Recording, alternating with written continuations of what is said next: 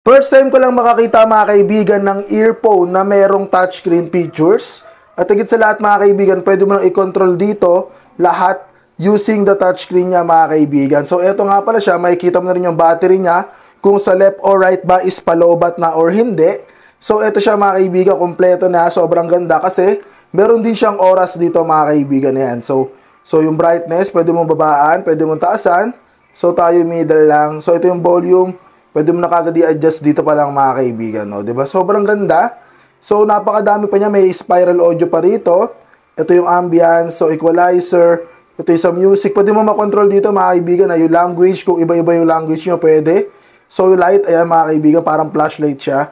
'Di ba? Sobrang ganda nito mga kaibigan. Kaya kung interesado kayong bilhin to, available na available. Ito touch to wake, ayan, naka-open yung touch to wake.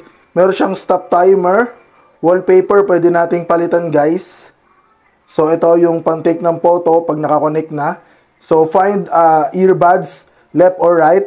So, ayan mga kaibigan, di ba? Sobrang ganda. Kung interesado kayong bilhin to mga kaibigan, ilalagay ko na po yung basket sa itaas ng pangalan ko. At kagandahan dito guys, pag pinatay mo, auto shutdown din agad siya mga kaibigan. So, ngayon, ito nga pala mga kaibigan, yung kasama niya, lanyard. At higit sa lahat mga kaibigan, ito yung ating charger. Naka-USB Type-C na tayo. At higit sa lahat, pwede mong palitan yung mga buds. So, may kasama siyang ganito guys. So, pwede mong palitan yung size ng buds kung ayaw mo. At meron din tayong kasama na freebies na pag nag-games tayo ng mga Mobile Legends, pwede natin gamitin guys. So, ganyan siya kaganda.